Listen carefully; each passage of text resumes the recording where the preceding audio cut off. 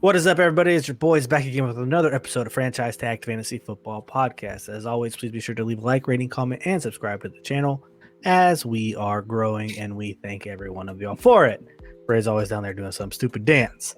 But on today's episode, I'll go ahead and give it to you guys 22 seconds into this video. We are doing camp scares and surprises because guess what? NFL training camp is in full swing, and if you're like us and have the Sleeper app, about every 7 minutes you're getting a notification of something happening. And if you scroll X, if you scroll X, you will see all sorts of hype videos coming out, like George Pickens just bodying Joey Porter Jr. or Deuce Vaughn looking like a kindergartner running around, or Dak Prescott getting bullied. That's true. Or Travis Kelce punching a dude in the side of the helmet. So twice, there's a lot. two times. Yeah. There's a lot going on, or like the Bengals having to run wind sprints twice as well. Max Crosby having to run sprints after taking a lap. After camp because him and Jimmy G got into it. So it's good stuff on that X app there, Elon. Keep it up. I wish you wouldn't have changed the name though. It does look weird. Like every time you get a notification, it has an X on there. I'm like, what is this? Like, did I subscribe to something I don't know? Like, yeah, I always forget. Like my phone, I'm like trying to find the app. I'm like, where's Twitter? I'm like, oh wait, it's a stupid X logo. Yep, and that it is. No way. All right, so hey, what do you say we get this thing started? Let's do this. Yeah, let's just jump into it. So today's episode, guys, for a little preface, it's going to kind of incorporate most of the news and notes type things, and we're going to talk a little more in depth about that stuff that's been coming out since training camp started. But I do want to start off this episode by saying football is officially back because Thursday, August 3rd is the Hall of Fame game. Yes, the game's probably going to suck, but guess what? Football's back. We're all going to watch like the first quarter, be so excited, and then we're going to watch like the second and third string. We're like, all right, I'm over this. And then what do you mean second or third string? That's like fourth or fifth. They're trying to make the roster. Fifth, that's right. That's exactly. So we're just sit there and watch like the first quarter. And be like, oh, this is pathetic. Yep, we're all going to be watching high school football on a professional level. There we go. So yeah, it's always a rough game after the first quarter for sure. But look, I'm just excited somebody's throwing a football around. It's not going to be my TV. I agree. I completely agree. And Hard Knocks with the New York Jets starts Tuesday, August 8th. So, who wants to kick us off? I've never been. I'll kick it off here. Wait, well, you haven't been a Hard Knocks fan? No, never Dude. have. No. That's weird. That's where Hard Knocks all is really the risers good. come. It is. It's pretty good. I like The the players hate it. quarterback show from Netflix, but Hard Knocks is a classic. I guess. Hard Knocks is a good one. Yeah. I guess. Here, I'll start it off here. So yesterday, Cooper Kupp pulled his hamstring at practice at the end of it. So it's kind of alarming because this is a muscle and a tendon, and obviously he just came off an injury from last year. He's going at pick 106. So in your guys' eyes, are you guys still taking him there comfortably, or is he someone you're going to kind of wait and lean on? At this Right point now- in time with the hamstring, sorry, Ray, to cut you off. Go ahead. I'm taking Tyreek Hill over Cooper Kupp at this point in time because of the hamstring. Okay. You already know that I am super off on injury plagued people, and right now that's what Cooper Kupp is. This is the same kind of injury that Keenan Allen had last season. And what did you get out of him? You got a great few last 5 weeks, but boy, if you drafted him in the first round, it'd cost you. You didn't draft Keenan Allen in the first round, but what I'm saying is if you draft Cooper Kupp in the first round, that's going to really hurt. It's going to sting. I would like to move him back down. I think he might even fall to the middle of the second, towards the end of the second because of this. I agree. Matthew Betts has a good article out talking about how people who get hurt in training camp, especially with soft tissue issues, they don't necessarily ever really pay back on their ADP. And at 1.4 to 1.7, that's a big ADP to not pay back on.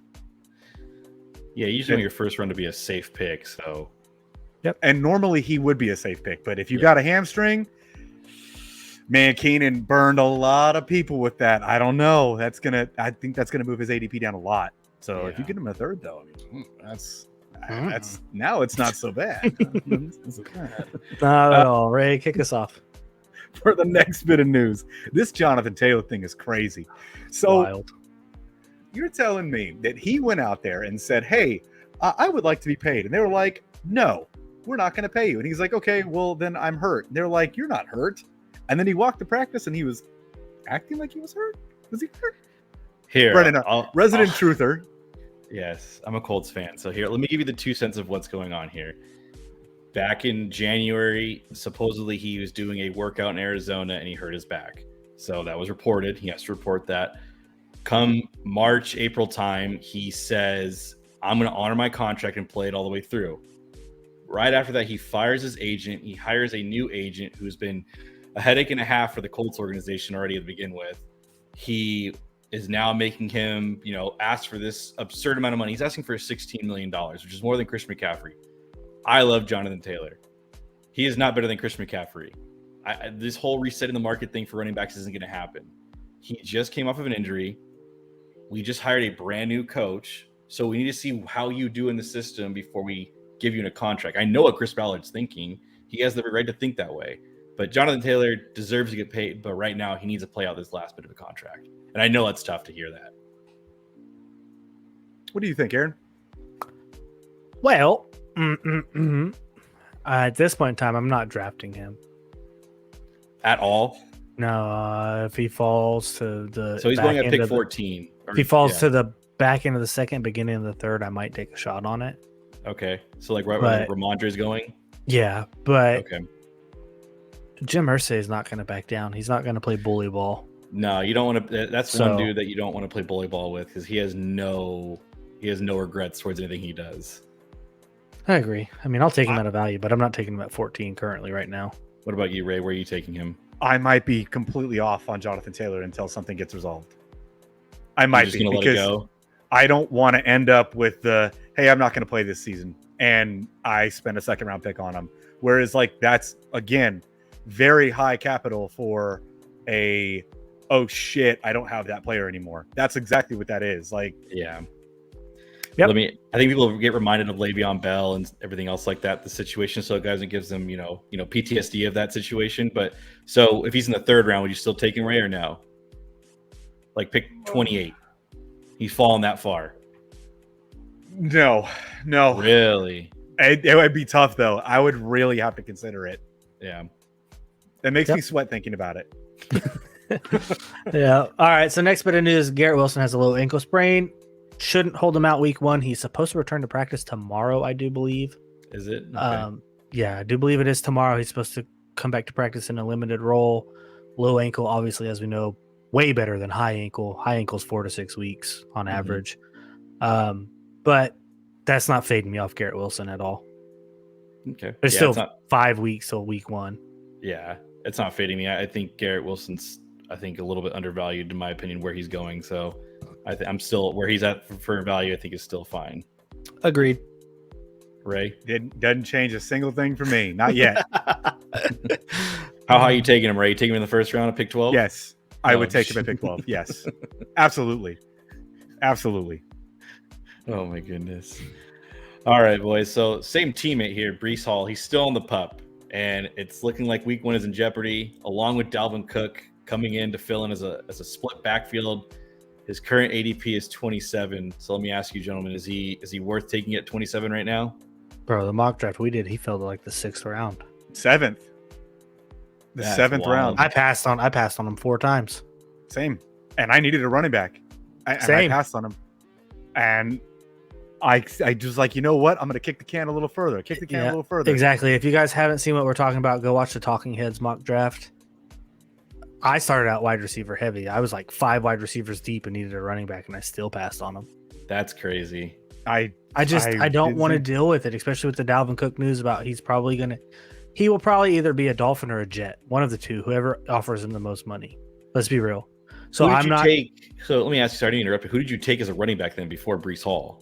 Alexander Madison and then Okay. Rashad White, and then I think I got Were- James Conner. I can't You remember. took Rashad White before Breece Hall. Holy Volume, baby, because I don't want that split backfield work.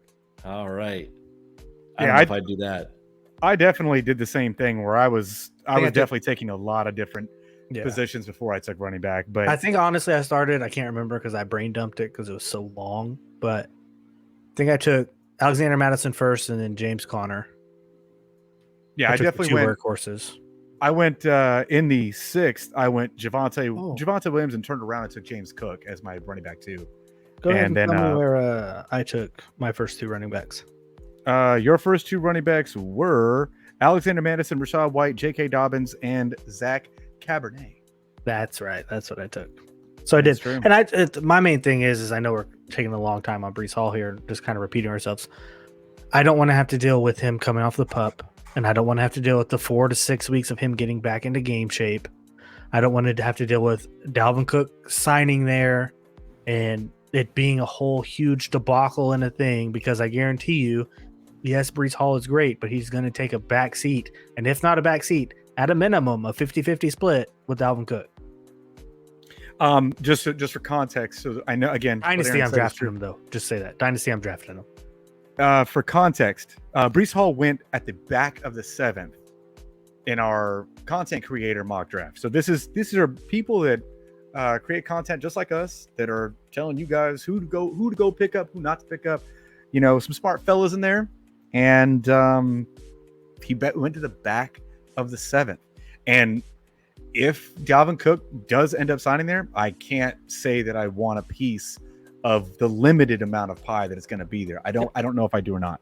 Do you think we're crazy for that, Brennan? Back of the 7th, yes. If I was in the draft, unfortunately, I had a family emergency at the time. I would have probably taken him like in the 5th, 6th round. I think that's way too ridiculous to hear that Brees Hall went to the back of the 7th.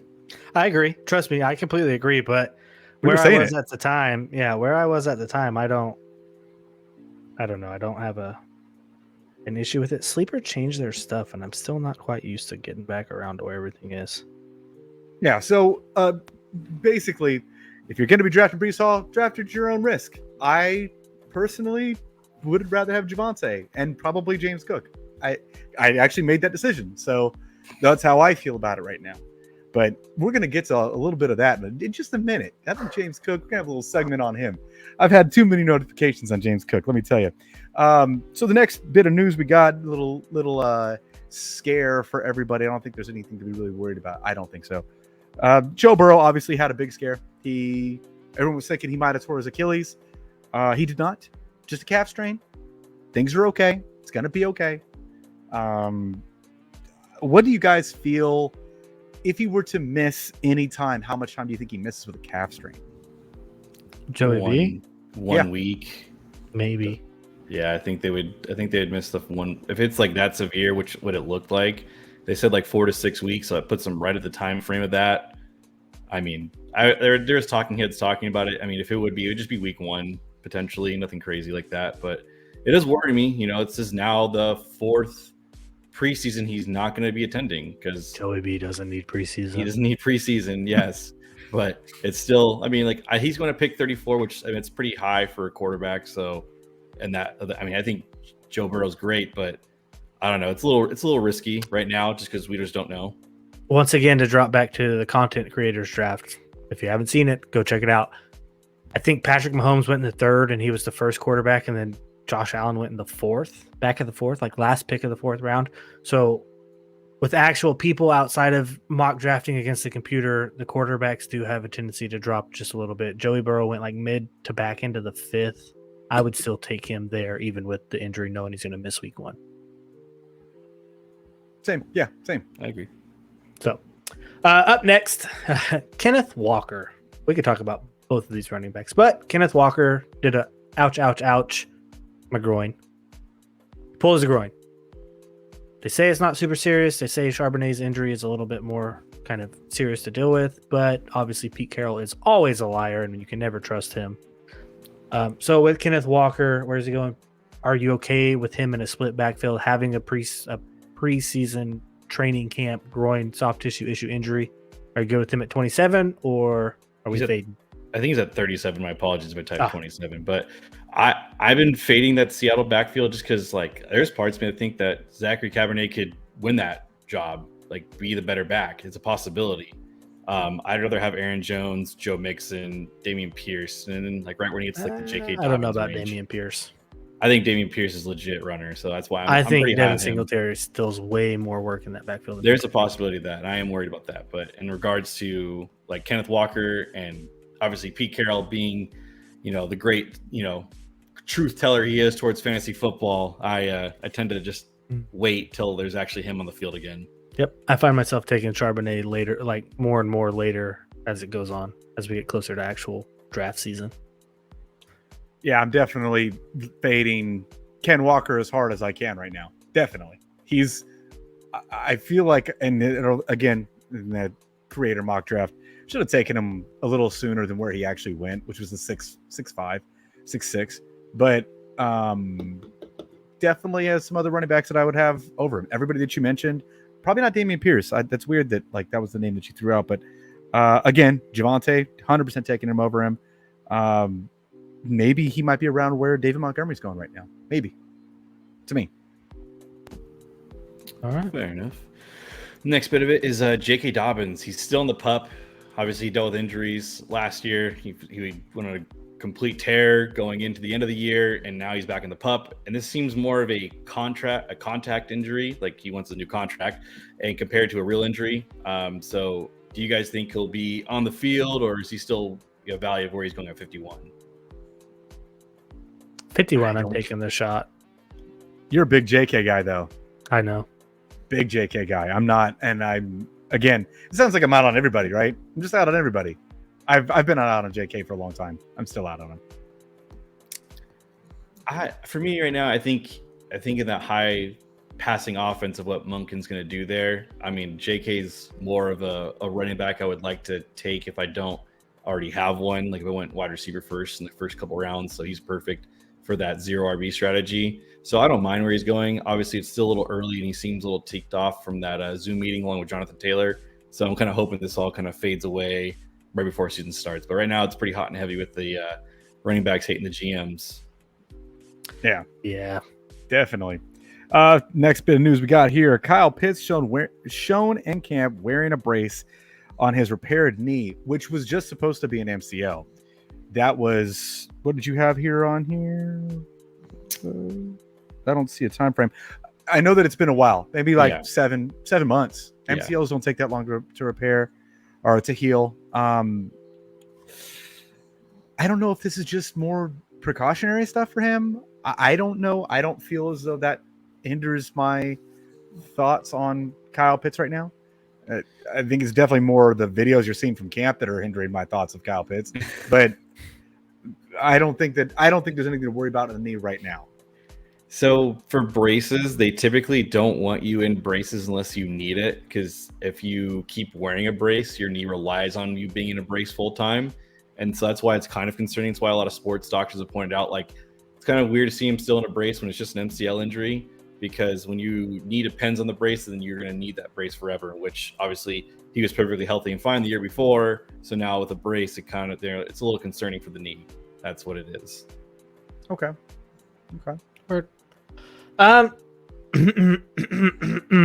Oh, this is Brennan's man right here. So positive note, Javonte Williams is like full participating at practice, running, cutting, somewhat, going full speed. Dude's gonna be ready week 1. And I'm at all pick in 71, at pick 71, I think that is a value.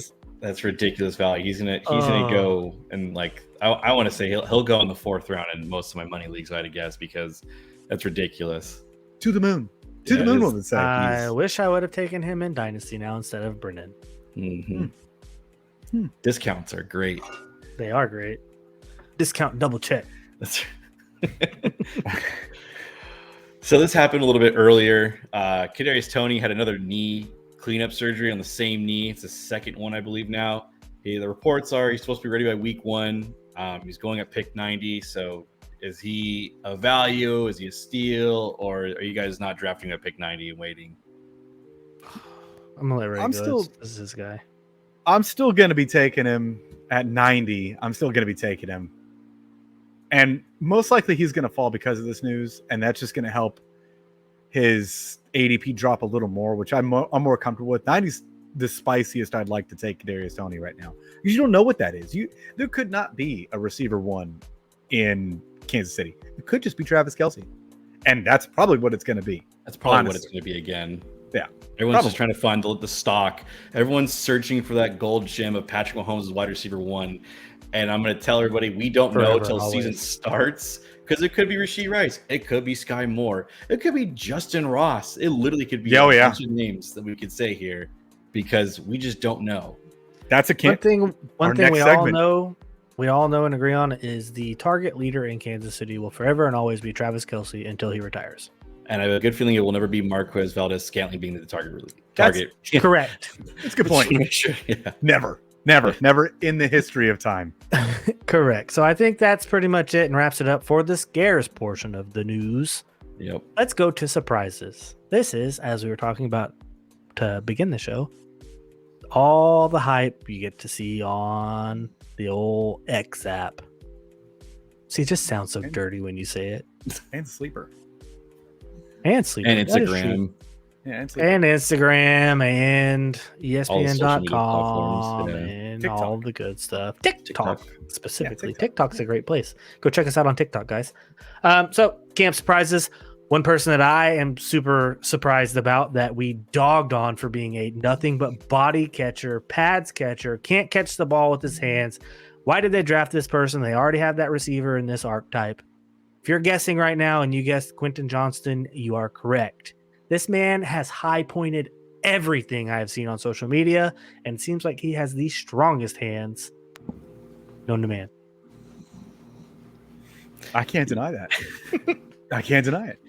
Watching him like high point balls and like toe dragging in the end zone for those plays on practice from Justin Herbert is ridiculous. And you're just like, yeah, I can totally see that happen in the game too now. Yep. But And is it all hype? We pointed it out. I just wanted to just toot a little horn here. We pointed it out. This is the perfect landing spot for Quentin Johnston. We said this, that if he had to learn how to be a big, best in the business on the other side of Mike Williams. If he had to learn how to run some routes, best in the business with Keenan Allen. And he's got a great quarterback. He doesn't have to be the one. It's great fit, True. Great system for him to fall to. And he's going to pick 96, which is the 7th round. Hey Ray, so Kadarius Toney or 8th round? Quentin Johnston? Is this a keeper or redraft? No, just redraft. Redraft. Oh, I was going to say it'd be Quentin Johnston every day of the week if that were the case. I'm going to go Quentin Johnston, and I'm going to hate myself at the end of the day. But then when I the hate season's over and you realize that he outscored Kadarius Toney by 100 points, you're not going to feel bad. Because Kadarius Toney was hurt? Yeah. Exactly. Or I take Quentin Johnston, and oh my goodness, Kadarius Toney finally stayed on the field, and now he had 2,500 yards and 16 touchdowns because that's what he can do because he's so damn good. And the next bit of camp surprises, Odell Beckham has reportedly been the best receiver in Baltimore's camp. He looks great. His route running looks clean and crisp. He's catching everything that's thrown to him. He's going to pick 113. I've been drafting a lot of him in best ball. Redraft, I probably will if he's fallen around that pick. I think he's shown that he still looks really good. So I have no problem taking him. I agree. Yeah, somebody else got to get some volume outside of Mark Andrews. I mean, Mark Andrews ain't going to be on the field more than 75% of the time anyway. That's the max. So diabetes says so. That's just the facts. I like Odell at 113. I really do. That's good value. The only problem is at 113, Zay Flowers and Rashad Bateman are going similar ranges. Yeah, so you basically have to call your banking shot. on him Yep. to be the one. I think I'm going to call my shot on Odell because, he's done it before. Why not? Why not? Listen, I love Odell. I love Odell. But outside of his 2 years with the Giants, he hasn't been able to replicate. I will say with Baker though, he had Baker. Listen, Matt Jenkins would argue that otherwise. All right, he had Baker. I don't know. He did. That's this is the most camp hype I've seen from a player in a good while. James Cook, I can't open my phone without seeing notifications. James Cook is going to be a slot receiver and a running back, and he's going to be heavily targeted. Him and Dalton Kincaid both have been getting just this insane amount of camp hype that I can't say that I've seen in a while. And I'm kind of buying it on James Cook sitting at 89. I like that a lot. Yeah. Josh Allen came out today and said that he will be used pretty heavily in the passing and running game. He's looked great. So obviously getting praise from the QB1 goes a long way. That it does. I'm skipping the next one just because I refuse to talk about him. Fine. I will do it then. Chase Claypool has been reportedly the best receiver at Chicago Bears camp. All the reporters have said, yes, you're hearing that correctly. It's Chase Claypool. So let me tell you guys, he was bad for them last year. He was learning the new system. Justin Fields obviously was having his issues as a thrower, but Chase Claypool is a good receiver. I don't care what anybody says. He's still a good receiver. This is a contract year for him, so he has everything to play for going into this year. That is true, and I do think he can be a really, really good receiver. Steelers never really miss on drafting receivers. Yeah, I think being around Juju hampered him because he was too worried about doing the TikToks and having fun. But he scored 10 times his rookie year. Yeah. Like, he's a touchdown machine. He has that potential. He's done it. Why do we think of Mike Williams as being a great receiver when his max touchdowns in a year is 10? Chase Claypool's already done that too. He's proven it. So I could see a world where Chase Claypool from Justin Fields, if he takes a step forward as a passer, could have another 8 to 12 touchdowns. I hate Chase Claypool so much. DJ Moore's never been that guy. Yeah. I'm kind of high on DJ Moore right now. I kind of like, again, another guy getting a lot of camp hype, getting a lot of Julio, where he's going to catch all that work between the 20s, and then when you get down in the red zone, yeah, you're going to get a lot of targets, but unfortunately, you're just not going to convert. Yeah. Could be. So, Jordan Addison, the rookie in Minnesota, lining up as number 2 next to Justin Jefferson. Apparently, Jordan Addison's route running has just been impeccable. No one can keep up with him in his route running. So, coming in as a rookie and already getting that hype, if you can run Chris routes, yeah, you're not necessarily the biggest guy, but if you can create that separation, I think of it as like a Tyler Lockett where he gets that separation, catches the ball, and kind of falls over and just keeps his longevity in the NFL, just kind of going that possession receiver. Where JJ obviously is possession, jump ball, whatever you want out of him. But JJ's getting doubled on a third down. Jordan Addison, if he can keep it up, will probably, you know what I mean? And he's going at what, pick 81? Yeah. That's 65, 7th round? Yeah, 7th round value. Yep. The next guy I would rather have than Jordan Addison because I I've hate been that you get to talk about this guy. just crazy high on JSN. It's like we were talking about it for it has to have been 7 episodes we've mentioned it, that if you get drafted that high in the recent years, last 5 years, you can look back, find one that I was wrong about. JSN, my God, he has looked great in camp. And the camp hype, the hype train. The hype train is real with JSN. It is. It's the videos are crazy. You look at the videos, you're like, oh shit, this guy's going to be the real deal. Yeah. Oh, yeah. He's just burning players left and right. Gino's going to have a good year. Yeah. I can't see how he doesn't. Remember how I said if he just can repeat last year, which was the kind of down year for quarterbacks, but it's an he threw 34 and 3,000 or 34 and almost 4,000 yards. Touchdowns and 4,000 yards. He had it's really good year. It's a good year, but it's nothing like astronomically crazy where you hear, Aaron Rodgers threw for 4,800 yards and 40 touchdowns with 3 interceptions. Yeah, you know what I mean? College numbers. Yeah, it's if Gino can get you 30 touchdowns, 3,500, and keep it around 10 to 12 interceptions, those receivers are going to have good years. Yeah. Yes. Metcalf, Lockett, all of them could eat. All of them could be over 1,000. It could be a possibility. It's not crazy to think about that. And I want to point out, I know that no offense to the guy that's getting left out in the bushes here, but he's still learning a new system too. He came in, had to learn a new system. So maybe this is adding to that value too. They just have a ton of weapons. And I think Gino's prime. I think he's primed up.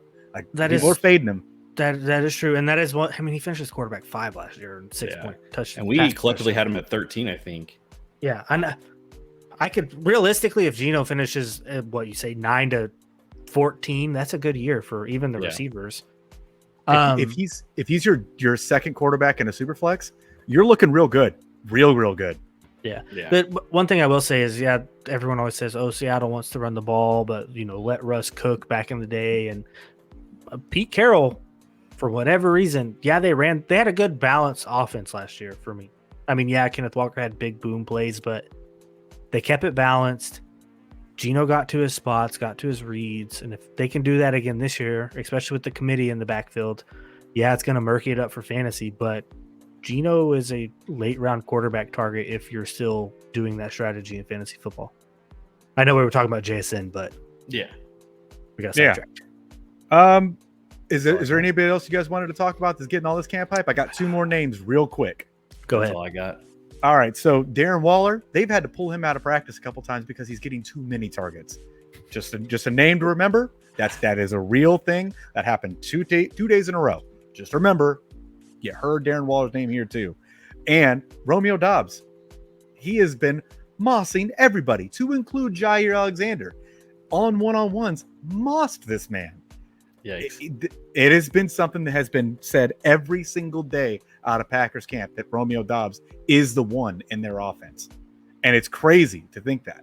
It's crazy, but that's what you've been hearing out of a Packers fan that listens to a lot of Packers content. I'm not saying to draft Romeo Dobbs super high.